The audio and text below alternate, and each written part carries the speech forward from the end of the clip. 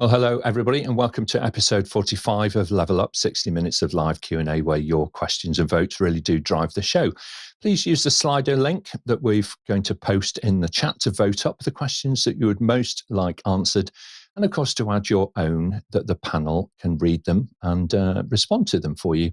Level Up is live on Mondays at 8 a.m. GMT and Fridays at this time every week at 2 o'clock in the afternoon UK time, live stream to both YouTube and LinkedIn simultaneously. And you can find out a lot more about what we do by visiting our website, apmginternational.com. Pretty easy to find these days on the web. Now, the whole show is genuinely driven by you, so please get those questions in. Otherwise, we just have to talk amongst ourselves. All right. Today, we're talking about how to build better business cases, something which most of us actually in our careers are either asked to contribute to or indeed to lead on at some stage. So let's jump straight in and meet our panel who are waiting for your questions. Joining us for her second appearance on Level Up is Eileen Roden. She is the co-founder of the House of PMO and an accomplished consulting director. Eileen is a fellow of the Association of Project Management here in the UK. So welcome back, Eileen. Great to see you again. Thank you, Nick. I'm looking forward to this session. I've been an accredited trainer for the Better Business Case methodology now for a number of years, so it'll be interesting to see how that contributes to the conversation today. Okay, perfect. Thank you very much indeed. Also returning for his second appearance, but right across the other side of the world, is Laurie Bowman, who's joining us from Australia. His background is in engineering and construction. He leads project portfolio planning and control at Synchrony projects. Welcome back, Laurie. Thank you for joining us. Very good to be here, Nick, and really looking forward to the conversation as well. Thank you. Okay, thank you very much indeed. Waseem Chaudhry is a regular contributor here on Level Up. He's the CEO and the chief trainer over at Tecknologia. And he takes an innovative approach, I think it's fair to say, to enabling organizations all around the world. So welcome, Waseem. Great to see you. Thank you very much, Nick. It's great to be on these shows always and looking forward to contributing. Thank you very much indeed, my friend. Robert Gregory rejoins us today for his second appearance as well. Number two seems to be, the number of the day for today. Robert is a management consultant, having spent the majority of his career working in healthcare, including time actually as the lead for the NHS England Project Appraisal Unit for capital investment business cases. So that must have been quite a challenging role. Welcome back, Robert. Great to have you on the panel. And it's great to be here. Looking forward to the conversation. Yeah, it was a challenging role, but we embraced the better business case philosophy, and I'm pleased to say that the team I left behind last year are now delivering that to the rest of the country and the NHS at the moment. So it's all good stuff. Excellent. Thank you very much. Also returning today is Nandhakumar Swaminathan, who has a background in software development. Amongst his many talents, he also works as a project director. It's really brilliant to have you back on the panel again, Nandhakumar. Thank you very much in joining and great to see you. Good evening from Chennai, India. This is my third time on Level Up and looking forward to a great evening and a great session for the next 1 hour. Thanks so much, Nick and APMG, for inviting me again. You're very welcome. Very welcome. Great to have colleagues from all around the world represented on the panel today. Now then, if you're watching us online and you feel that you could answer some of the questions, please just volunteer in the chat and we'll be in touch to welcome you onto a future show. Our question master for today is Charlotte Miller, who joins us from the Thames Valley here in the UK. So Charlotte, may we have our first question, please? You can, Nick. We've got a question from Mike in Wellington. What are your simple tips for improving business cases? And is there one thing I can do today to improve the project business case I am working on? Okay, well, it's a really, really good question, Mike. So let's go straight off with Robert, if we can, and then we'll come to Waseem next. I think one of the most important tips to improve the business case you're working on is to give it the right foundations, and just remember at all times that it's whatever the strategic drivers are for the business case, whatever the economic best value is that you're going to deliver for your organization or for the wider world, those are the things which drive it. And I think, as every good tailor would say, measure twice, at least twice, and then cut once, only once you're sure. Okay, thank you very much indeed. That's always good advice, whether it's tailoring or carpentry. Thank you very much indeed. Waseem and then Eileen, please. Thank you. Robert has very well summarized it over there. Just to add over here, 3 entities you'd always look for in the business case, and I call them entities, not everybody does. The desirability, the viability, and achievability. These 3 things you need to always keep a focus on. And if you keep that in your business case, it's definitely a win for you. Excellent. Thank you very much indeed. Great. A mantra there. Eileen and then Nandhakumar. Hi, just making sure you get the information from the right people. So very often the people who might tell you what the benefits are may not be the people who have to deliver them at the end of the day. So make sure you get the right source of the information for feeding into your business case. Thank you very much indeed. Nandhakumar. Yeah, in my experience, what I found is most of the people kind of tend to underestimate the cost and kind of overstate the benefits. So this is one bias that I typically want people to work on, and not understate the cost and not overstate the benefits. This is something that would really help in developing a more solid case. Okay, thank you very much indeed, panel. The one thing that I would suggest as well is try not to be overly formulaic, okay, in your response in terms of improving a business case, because sometimes there's a tendency, for people to try and work towards or re-engineer the answer backwards so that they make sure that the business case actually delivers whatever it is that the answer that the project sponsor or the project board are actually looking for. And that's pretty dangerous territory to be in. You want to build it bottom up, not necessarily top down. All right, very good. Thank you very much indeed, panel. Let's move on, if we can, please, Charlotte, and we'll take our next question.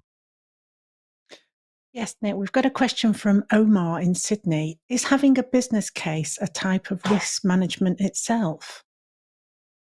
Well, it most certainly is. If you don't have a business case, then you could be all over the place. Let's hear, if we can do, first of all, please, from Robert, and then we'll hear from Waseem. I think this is a really, really relevant observation. And yes, it is a type of risk management in itself. A business case is a repository of information that collectively viewed gives the best possible interpretation of what it is people are trying to do and how they're trying to do it, and the permission they're seeking to get on and do it. It's very easy, particularly on smaller scale investments, not to have that discipline. The bigger the investment, the more likelihood there'll be a business case of some type. But I think in any situation, do your business case, and you're already some way towards making sure that you don't run into the usual pitfalls.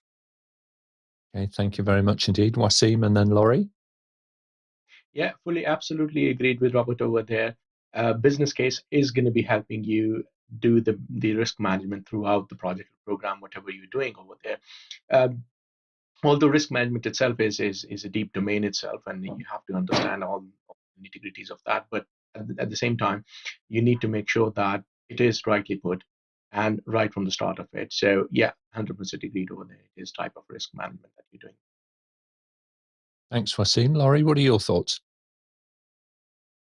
Yes, so I agree completely, and it's actually almost risk management in its purest form, because it's both the external risk, so the risk that the project creates to the organisation, but there's also the inside view of the risk. So from the internal stakeholders, from those who are delivering the project, it involves risk assessment at that level as well. So absolutely, the business case is a form of risk management. Okay, thank you very much indeed. Eileen, final thoughts on this one? As well as risk management, it's also a key part of assurance around the project as well. So it fits under the assurance bracket also. Okay, thank you very much indeed. Starting off, to focus on the things that you're ultimately going to deliver is always a good idea. So thank you very much indeed, panel. Let's move on, Charlotte, and we'll take our next question, please. We've got a question from Edward, High Wycombe, UK. What guidance can you give on maintaining a better business case when it's been built? Guidance on maintenance, Robert. I find this a really, really interesting question. And anybody who's running a sensible program or project will be resourcing it properly. But there is a tendency, and it's a natural tendency of organizations, particularly when they're managing cost pressures, at the end of the build stage, I guess here we're talking about a building or maybe a digital system, to wind things down and pass it over to the business as usual team. But unless you empower that team to be in a position to understand the benefits that need to be managed out, the risks that need to be overseen and managed, and all of the other things that the business case has spent so much time talking about, that there is a significant risk that 6 to 12 months down the line, you're not actually delivering and optimizing the benefits as well as you might. Very much indeed. Laurie, and then we'll go to Nandhakumar. Yes, I agree. So the business case is a living document that evolves throughout the entire life cycle of the project, including right up to the final stage gate, so benefits realisation. And seeing it as a mature document that continues and is used to measure and assess the project eventually, I think benefits realisation is absolutely what it's for. Thank you very much, Nandhakumar, and then Eileen. Yeah, so I mean, it is very imperative that once you have a strong foundation, you reiterate that towards the entire cycle and keep it up to date. For example, if you take the 5 case model, you have very clear guidance that you build the strategic outline case first, then you build the outline business case, and then you build the full business case. And obviously, throughout the project implement, program portfolio implement, you kind of keep it up to date by taking in the assumptions and the risks that you have assumed, and do a live correction so that you're back on track in case there are any deviations which need to be handled. So it's more like stating that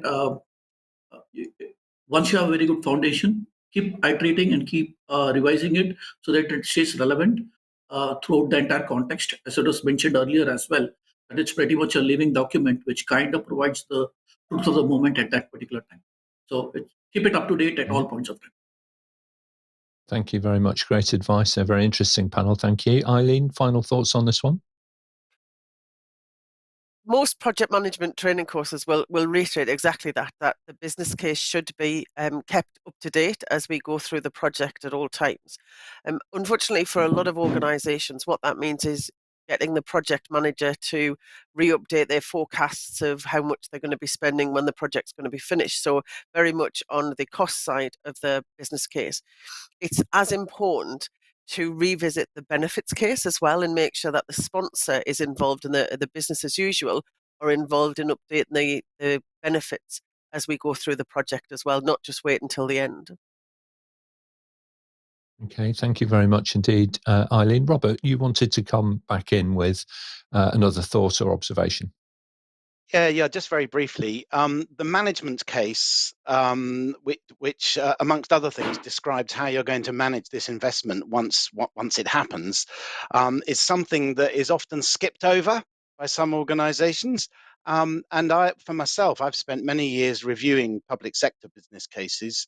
As an approving body, if you don't see evidence in the management case that there will be investment in the teams that actually run this new building or this new system, you have to think very hard about, are we happy to say, yes, go ahead and do this, unless you see that the organization is going to honestly commit to managing out the benefits afterwards. And so as a piece of guidance, I think approving bodies need to ask themselves the question, well, they've said all the right things here in this business case, but are they actually going to do all those things once we give them the money to get on with it? I think it's a super important point that you're making there, because benefits generally are realised sometime after, the project has delivered. What the project or the program may still be running, doing other things, but benefits tend to be realised over time, and as a result, you do need to see evidence of that, don't you? You need to see the evidence of that commitment kind of throughout. Otherwise, the theoretical case will never actually become the reality. that everybody had planned for. So just thinking about that now, if you're watching us online, and I can see quite a lot of folks are online now, so thanks very much for joining us Friday afternoon in the UK and Europe, or Friday morning if you're in the US on LinkedIn. It's really great to see you. You can put your questions directly to the to the panel, right? Just type them into the chat on LinkedIn or on YouTube, and we'll pick them up from there. Our colleagues will pick them up from there and bring them into Slido so that the panel can answer them for you. All right, it's a great opportunity for you to get your questions directly to the experts. Charlotte, let's move on, please, and we'll take our next question, please. Nick, we've got a question from Robert. Is there a widely accepted standard for business case process? Okay, all right. Now, Robert, I'm imagining there's Robert, as in Robert on the panel at this point. So I might come to you for your thoughts last on this one, Robert. Eileen, start us off, and then we'll hear from Waseem. Okay, so this has been a major problem. Having worked in PMOs, we often find people have a template for completing a business case, but very little process for actually to go through some steps to actually apply that, which is where the Better Business Cases methodology, it was probably one of the best things that came out to actually kind of help people work through on a step-by-step basis to make sure they cover all of the elements that are required in a better business case. Okay, thank you very much indeed. Waseem, what are your thoughts on this? Indeed, absolutely agreed over here. Better business case is the one that we should actually be looking forward to. But at the same time, I must mention over here that the process guidance itself, be it MSP, Prince2, APMG's guidances on all that, and the practical working itself is going to be having some sort of a difference over there. So it is always advisable, and I highly advise everybody attending our courses that go back and look at the process that actually fits into your organization. There is always tailoring required over there. So tailor it and make sure that it is fit for your organization. That's how you're going to be successful on that. Okay, thank you very much indeed, Waseem. Robert, you raised the question. What are your thoughts on this? Does one size truly fit all? That's a very difficult question. I certainly wanted to say that Better Business Cases is fast becoming, or already is, the international standard, or certainly in many parts of the world.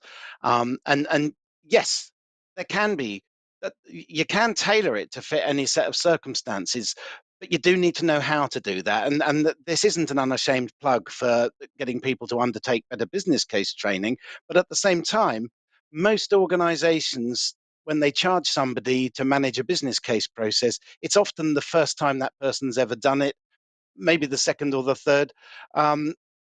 My experience as a nurse in the 90s was being asked to help to design and develop a business case for a new hospital, and that was hard. Well, when you don't have the disciplines that go with it.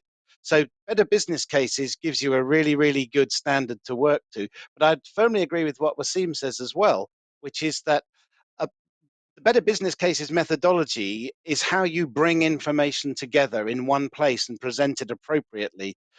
But those sources of information, if they're to do with project and program management, may be from other methodologies, such as managing successful programs, or if it's about project management, Prince2, or something like that. Sometimes people say to me, could you just write us a business case, please? Well, the business case author should be bringing together a load of information based on other processes that are happening elsewhere.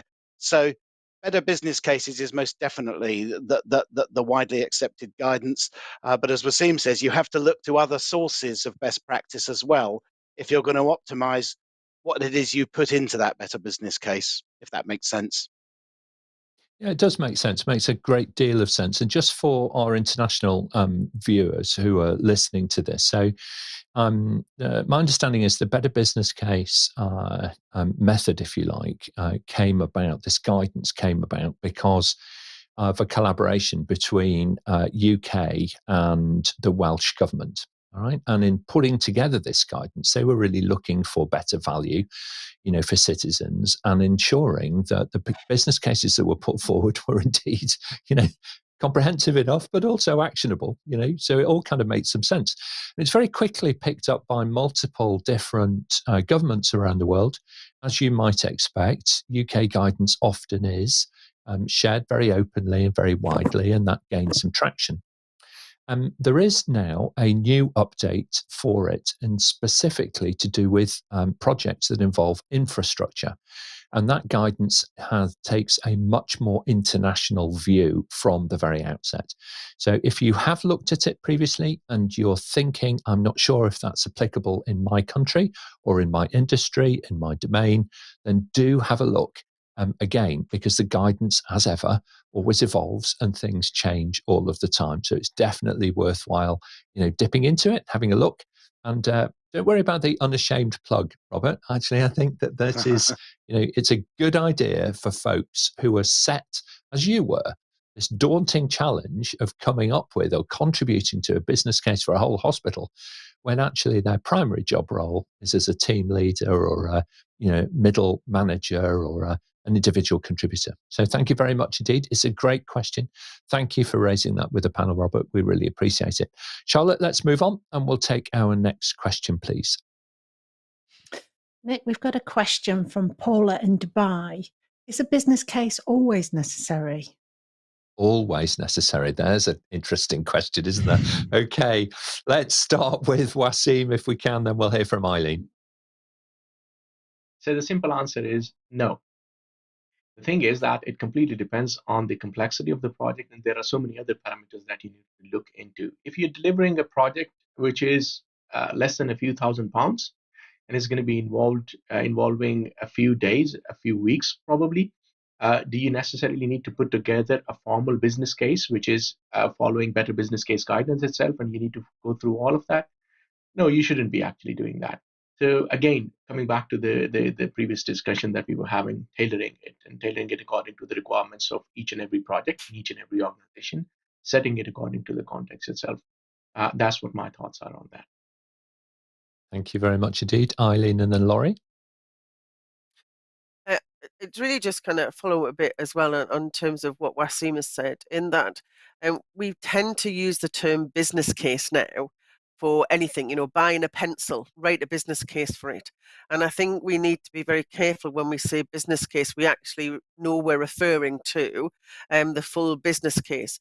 And I think it's important we start using the word business justification for getting authority for other spend.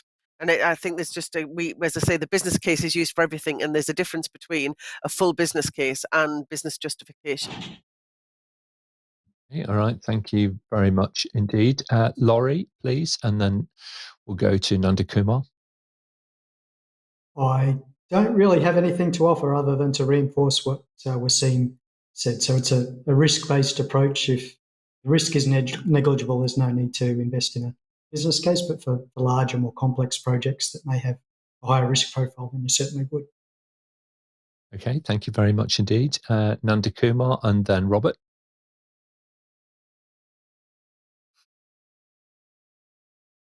We can't hear you, Nandhakumar.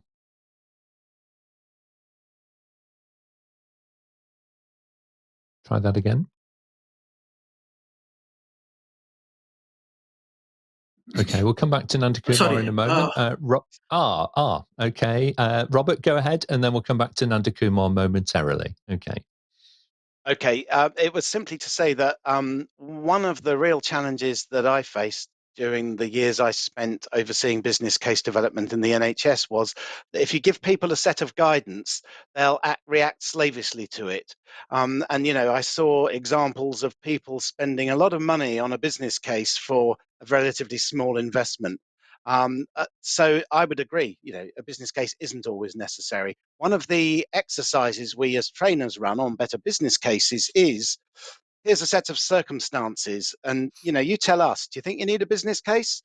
And I think that's one reason why when we produce guidance, you absolutely have to understand how to use it, or otherwise you will find people spending tens of thousands of pounds to develop a business case for a project that might only cost a little more than that. I'm exaggerating to make the point. Absolutely right. It's horses for courses, really, Nandhakumar. Yeah, this question actually brings down to the analogy that is typically asked when you start off on market research, and the question that is asked is market research absolutely essential? So if you're a company like Apple, then obviously you don't need. So I think it's a pretty well drawn analogy in the same case here. It's obviously not required all the time. It's you have to make a conscious decision of the benefits that you're going to get by doing this, and do a cost analysis against the cost.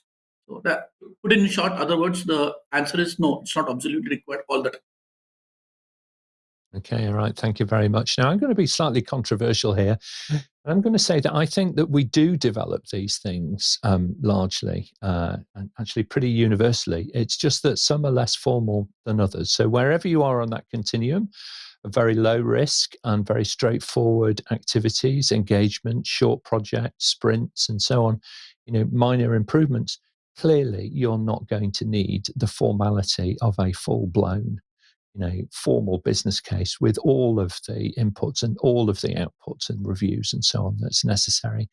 For higher stakes projects and programs, of course, that is a super important element of how you go about bringing risk management, mitigation, governance into the whole process right from the outset. So have a think about where you're working on that continuum and consider what it is that the deliverable ought to be and the audience for that deliverable ought to be on that continuum. Very good. Thank you very much indeed, panel. Great insight as ever. We're really ripping through these questions. If you're watching us online, you want to add a question into the question bank, then please do so, because we are here for you today and we might not be returning to this subject for a few weeks at least. So please jump straight in there and ask your question to the panel. Charlotte, we'll take the next question, please. Thanks, Nick. We've got a question from Tim in Canberra. There's a lot of time and effort involved in developing a business case, and it isn't often seen as a priority by others. How can I show the importance? Yeah, how do you actually get colleagues working with you on the business case development? Eileen and then Robert. Hi, and I'm going to talk certainly from a PMO perspective in terms of generically helping the organisation recognise or ensure that people kind of contribute to business cases, is to ensure that from a governance perspective, it becomes the norm that unless there is a business case, investment is not made available for projects to be undertaken. So getting the buy-in of senior managers to say, before you invest any money, make sure you can answer some questions, and the business case will have the answers to those questions for you. Okay, thank you. Robert and then Laurie. I would just build on what Eileen's just said. In my experience, the sort of people who tend to learn about how to present a good business case tend to be at a sort of middle management level. What I tried to do during the time I was working in the public sector was to try and get more directors, and particularly chairs and non-executive directors of organizations, to at least sit in on a couple of hours or a half day of good business case management, so that they actually start to value it and understand how they can manage their risks and deliver their corporate objectives. And unfortunately, human nature is human nature, and you often find, through no fault of anybody's, that the person who is actually the project sponsor is also saying, I need a business case by yesterday to build that thing I showed you.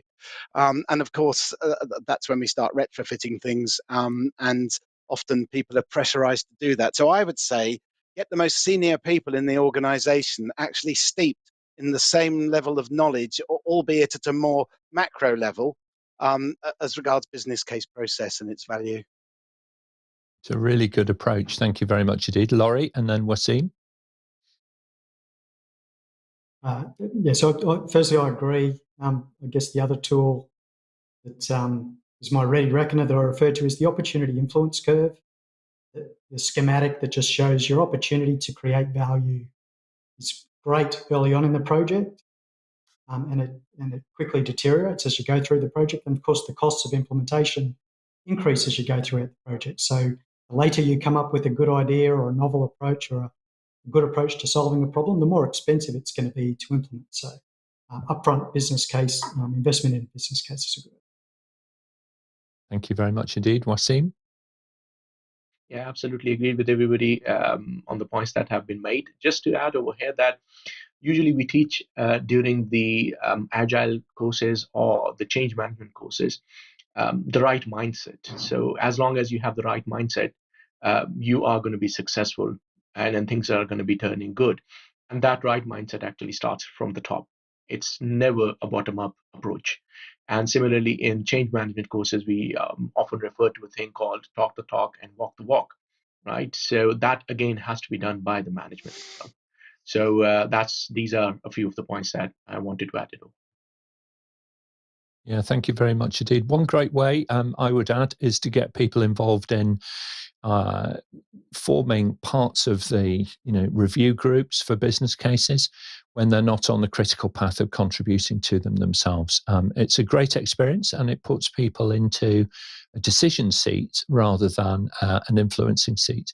And it really does round out people's careers as well. So it's a serious business kind of doing these things, but you can provide opportunities for colleagues all of the way along the way. And then when you're asking for them to make that contribution, they'll understand the importance, and they'll understand, the time sensitivity of it as well, and that they need to create some space in their calendar to make that quality contribution. Great answers. Thank you very much. And it was a great question as well. So thank you for raising it. Charlotte, let's move on. We'll take our next question, please. Nick, we've got a question that's just come in, I'm assuming from someone that's watching. It's from Brian. Can you please explain the difference between a spending on objectives and critical success factors in the process of developing a business case? All right. So while the panel are kind of thinking about that a little bit, and Robert, I will come to you first in a moment, we've got the differences between spending objectives and critical success factors in the process of developing a business case. So, Robert, start us off with this if you can. I'm only going to be very brief because when we train people in this, we spend a whole hour on the difference between spending objectives and critical success factors. So I'll just speak very, very broadly.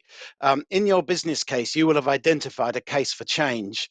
And as part of that case for change, you will be looking at, what are our objectives in normally spending this money?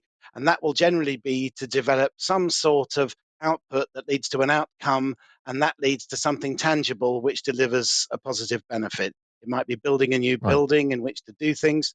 The critical success factors, often people do get confused around those. These are factors that need to be satisfied in order for any one particular project or program to be a success. So you may have a very clear objective that you want to do something that is going to deliver great outcomes over here, but if it's never going to be affordable, you may as well change the way you think about it in the first place. Or if you've come up with an objective to develop a whole new way of processing something, but in fact your organization simply doesn't have the workforce with the wherewithal to do that, the critical success factor that might be achievability. So I'm not explaining this very well. The difference is your objectives are about where you want to get to and what you want to achieve as a measurable good change. Your critical success factors are those elements that will determine whether or not the way in which you're going to deliver this good thing will actually be viable in practice. And you set both of these out in the business case, and then you test your options for delivering your objectives against the way in which they can satisfy the critical success factors. But I would look to my colleagues on the panel now. They can probably explain it far less clumsily than I can. Well, I think you did a pretty good job, actually, Robert. I think that's all right. I think you did a pretty good job. Yeah. I really do, because, as you've said, the spending objectives are about that destination, if you like, and the CSFs are generally, the things that you need to encounter and overcome, kind of on the way there, or as part of, your mitigation, really, I suppose. Either they are either enablers or blockers for you to be able to achieve, the desired outcomes. So it's a really good question, and thank you for testing the panel, Brian. I can kind of feel almost an exam question coming on there somewhere or another. I wonder if there is one a little like that actually in the exam itself. Who knows? We will see. Very good. Let's move on now, if we can, and we'll take our next question, please, Charlotte. Thanks, Nick. We've got a question from a live viewer. Is there a lean version of a business case that can offer just as much value to senior management as a full-blown version? Well, the first thing that I would say is that the value to senior management is all about matching, matching things up and getting that resonance working. Waseem, start us off on this, and then we'll hear from Eileen. Thank you, Nick. So we have all seen that story where somebody comes into your office and you ask them, sell me this pen, right? So that's the simplest form of a business case. Obviously, there's going to be nothing in a template over there, nothing going to be formal over there, but at least something is going to be actually put on the plate, which is going to be compelling you to buy that pen and invest into it. So that's a lean version of that as far as I think about it. But again, this is a similar question that we have previously, that should we always have a business case? Again, the answer is that no, you shouldn't always have that. Completely depends on the complexity, etc., etc. So tailor it according to the requirements. Yes, there can be a lean version for smaller, less complex projects, and there can be not a formal business case at all for anything which does not require actually such an input over there. Thank you very much indeed. Eileen and then Laurie. Really building on what Waseem's just said, like an awful lot of methodologies, better business cases is there to cover almost every eventuality. So when you first look at it, it can look very cumbersome, very bureaucratic to kind of go through all of those steps. But one of the important very first stages is to do an assessment of the size and ugliness of the project that you're about to start with, and then decide on how much time and effort and which steps of the process are most appropriate for your particular project. So it's back to good professional judgment, good advice and guidance right at the very beginning to understand the size and scale of how much, and then match the process for developing that business case accordingly. Only an expert in PMO would describe your initial assessment of a project is have a think about how ugly it is. Fantastic. I absolutely agree with you. Thank you. Thank you, Eileen. What fantastic thoughts for a Friday afternoon. Spot on there. Thank you very much indeed. Laurie, please share your thoughts now that you've got your overhead lighting working again. So I agree. So I wouldn't use the word ugly. I'd probably use the word risk, like a risk-based approach. So the idea that you can have different levels of rigor or formality that you apply depending on the risk. Historically, like a lot of organisations do that, and they simplify that risk criteria by the cost, the anticipated cost of the project. But it also involves thinking of the risk, such as the social risk or the reputational risk. So you could have a low-cost project that might have a high social or community impact, as well as the environment as well. So whatever that risk is, whether it's social, environmental, or financial, having some sort of a criteria that will steer the rigour that you apply to the project that you're working on. Okay, thank you very much indeed. Great advice. So one thing that I would suggest as well, if you're looking to get senior management and deliver value to them, context is everything. And don't forget the emotional side of the question as well as the rational side of the question. Often in business cases, we're very focused on finding evidence, rational evidence to support logical decision making and so on. But there are occasionally those sorts of business cases which actually do require you to be able to highlight the emotional side of the business case as well. What difference is this going to make to the quality of the outcome? Will you be able to produce not just the minimal viable product, but will that minimal viable product also be beautiful and fantastic to engage with for your customers and your colleagues? So just give that a little bit of thought, I would suggest as well. Very good. Excellent question. Thank you very much indeed for asking it live. Aminata, apologies. So brilliant. Thank you very much indeed. Let's move on, please, Charlotte, and we'll take our next question for the panel. Question from Troy in Auckland. When a business case leads to a project being cancelled, often this is seen as a failure. How can we change this perception?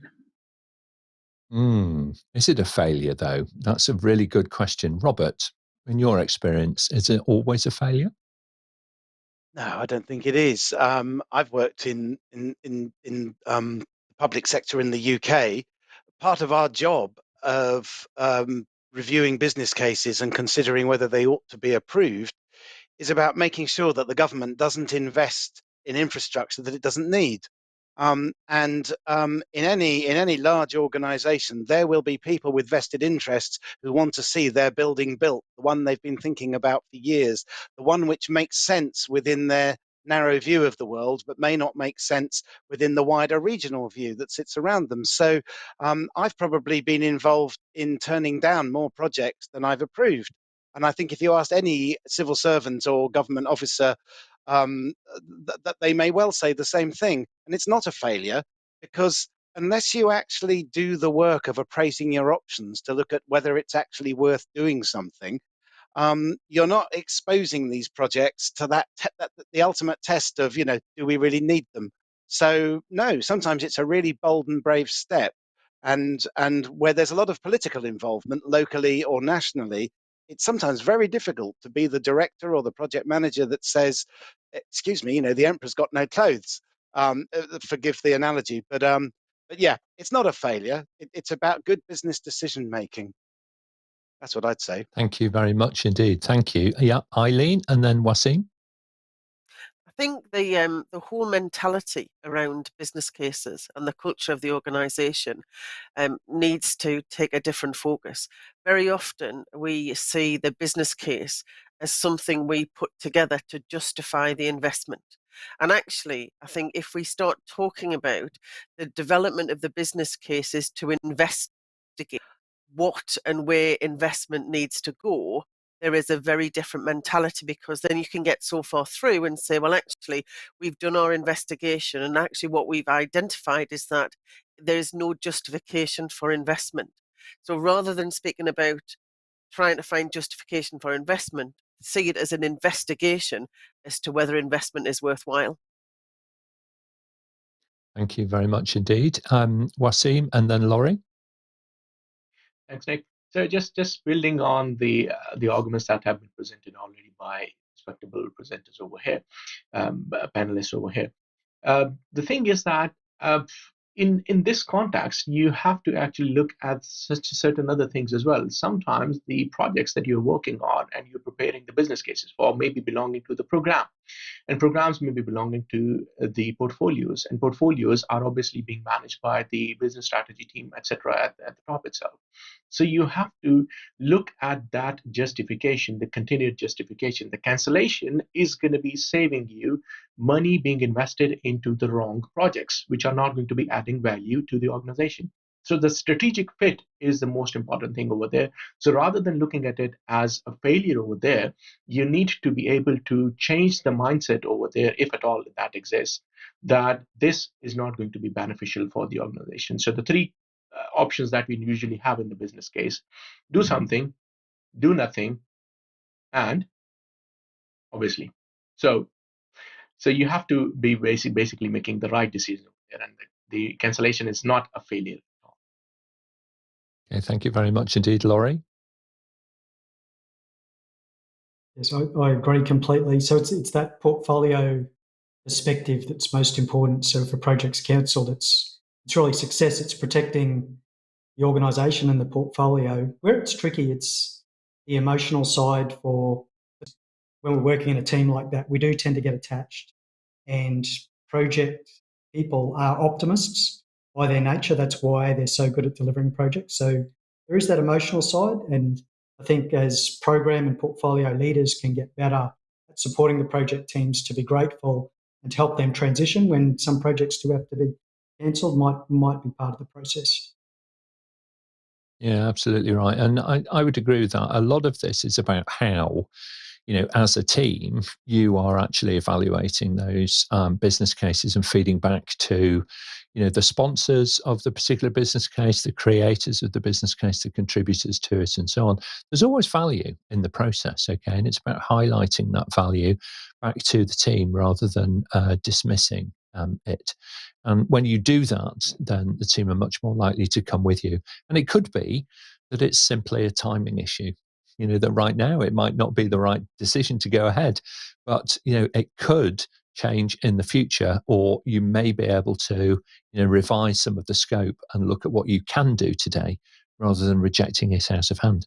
So very good, some great thoughts and a brilliant question. Thank you very much indeed, all the way from New Zealand there. Thank you very much indeed, Troy. Okay, let's move on, Charlotte. We'll take our next question if we can.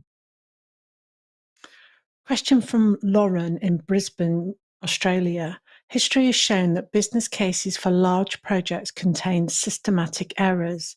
How can business cases be prepared to better overcome these errors?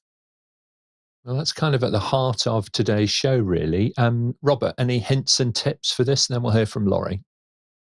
Yeah, I mean, there's a long list, isn't there? So I'll just the ones that immediately come to mind is about really being robust about the way in which you're measuring things, and particularly the whole thing of being over optimistic.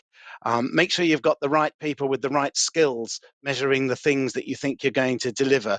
And finally, I would say expose your project all the way along to external review, peer review, external challenge. In the UK, we use the gateway review methodology, which I think is great.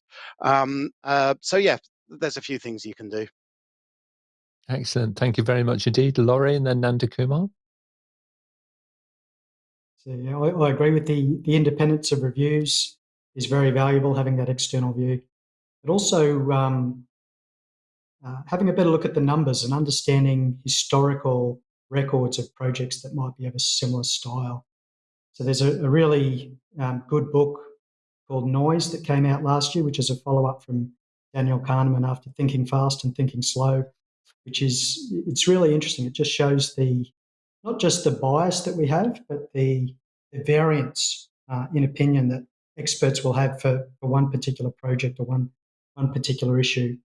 And that book proposes a number of ideas to reduce the amount of noise that we have, particularly when we're looking at large investments and things like that. So having people involved who are used to dealing with large numbers, people who are open to different ideas and things like that, can all be used to help reduce the distortion that we might tend to get on large projects that could result in a bad decision. Excellent. Thank you very much indeed. Nandhakumar? Yeah, I mean, actually building on what's previously mentioned, I think two things. One is, which has already been stressed upon, is having very thorough review process. Pick the review process that works suitably for you, like gateway process was mentioned earlier. The gateway process or any other process that works best for you for the reviews, do a thorough review. I think that is one should really help remove these errors. Second one is to look and see any kind of biases that can be removed when you do any kind of estimations. So again, that goes back to the skill aspect that the earlier panelist has brought about. Have the right person with the right skills doing the estimations and making sure that you kind of remove any kind of biases. I think these are something that will help out with the removing the errors in a very systematic. Yeah, I think that's really, really important. We are all biased. Okay, we all are. We're human beings. Okay, we're subjective beings. We are not machines, so we're not purely objective. And I think there are several things. Firstly, how often have we listened, perhaps more openly, to a new voice in the room than we perhaps might do to colleagues that we've worked with for many years? So that's the first thing. Try and step back a little bit if you can. Second thing I would say is respect the process and not the template. In other words, try not to give the answer that somebody you feel is looking for. Actually, ensure that your integrity is reflected in the words and the data and the findings that you have. And the third thing is, I don't think you should need to sell a good business case. A good business case, you just need to explain. If you're feeling that you have to really sell this, then the chances are you have not done sufficient discovery to be able to find the emotional and rational evidence to support your business case in the first place. So there's three little hints and tips. The last thing that I would say, though, is business cases are never perfect things. Projects are never perfect. Programs are never perfect in themselves, but they often deliver better value than you might think at the outset. So don't be put off by that. Best foot forward. If you do that, then you will change things, and generally that will bring about positivity in your organization. Okay, let's move on. We'll take, I think we've just got time for maybe one or two more questions, Charlotte, if we move quickly. Thanks, Nick. We've actually got 3 live viewer questions. The first one, I struggle with understanding how an organisation can prioritise its portfolio or optimise it when an initiative does not have a business case. Any advice? Okay, so that kind of is going to throw things right into the middle of the portfolio management, the program management world. Waseem, we'll take your answer and Laurie, and then we'll move on to the next question. Yeah, good question, but at the same time, to be honest with you, I'll be surprised any organization actually managing a portfolio without having a proper business case for their overall portfolio, plus the programs and the projects that they have within that. This actually identifies a major issue with the management, that the way organization is managing itself. So definitely it needs to be addressed. But to be honest with you, portfolio does not exist, programs do not exist, projects do not exist without formal or informal business cases. There have to be business cases. So they must always be there. Formality and all that can be actually varied, as we have discussed already, but there has to be a business case. Okay, thank you, Laurie. That's a really good question, and I guess the only thing you can really do is ask questions if you're comfortable doing that, as well as some of the biases we spoke about. Sometimes there's some power dynamics that might exist. There might be political reasons and things like that. So it's just one of those things when we're dealing with human beings, particularly in a large or hierarchical or political organisation. Sometimes those sorts of things do happen. I think that human dimension that you've both hinted at there does happen from time to time, Aminata. You can get vanity projects that come in.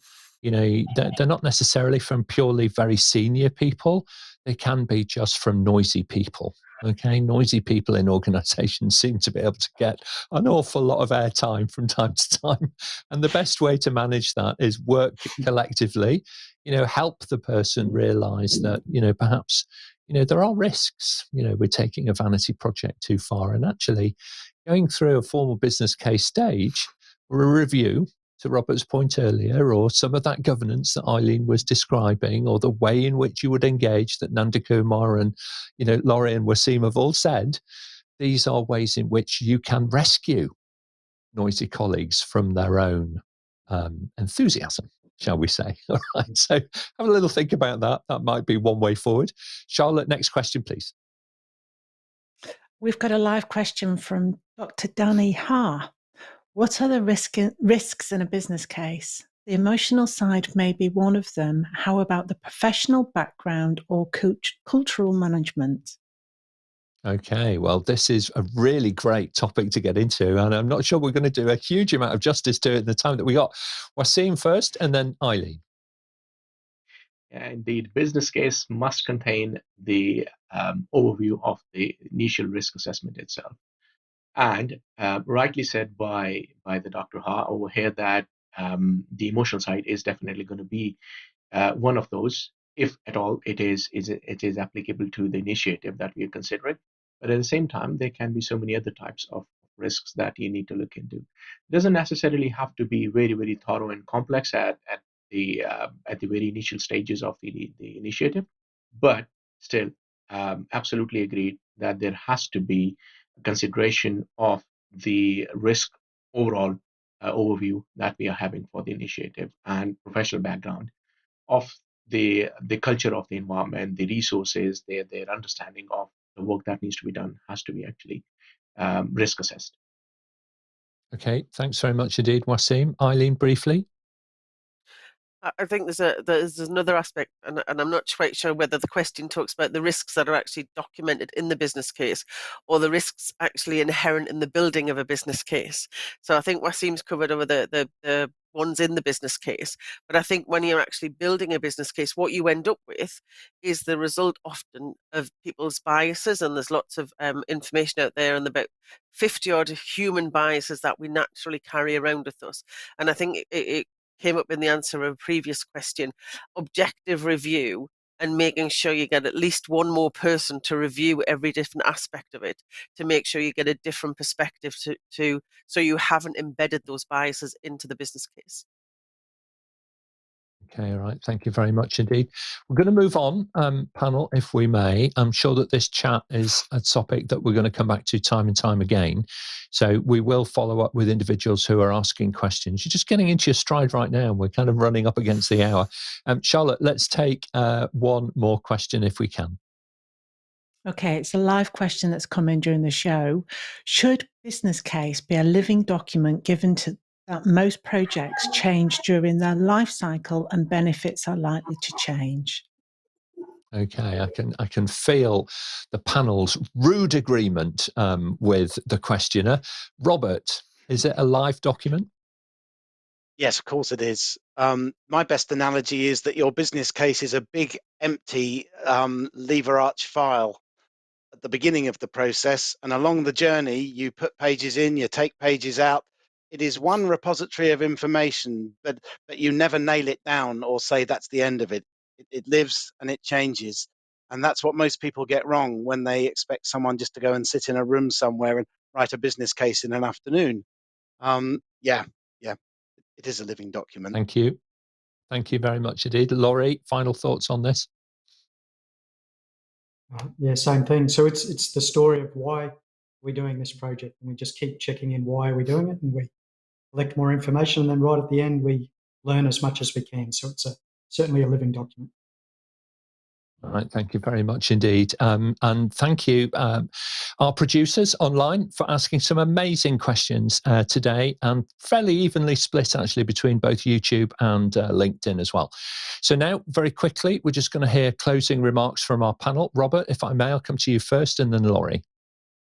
Okay, well, I would just say, have a look at better business cases, because it does tell you what you need to do, but interpret it proportionately, and make sure you involve people who have the right skills at the outset, so that you start off on the right foot.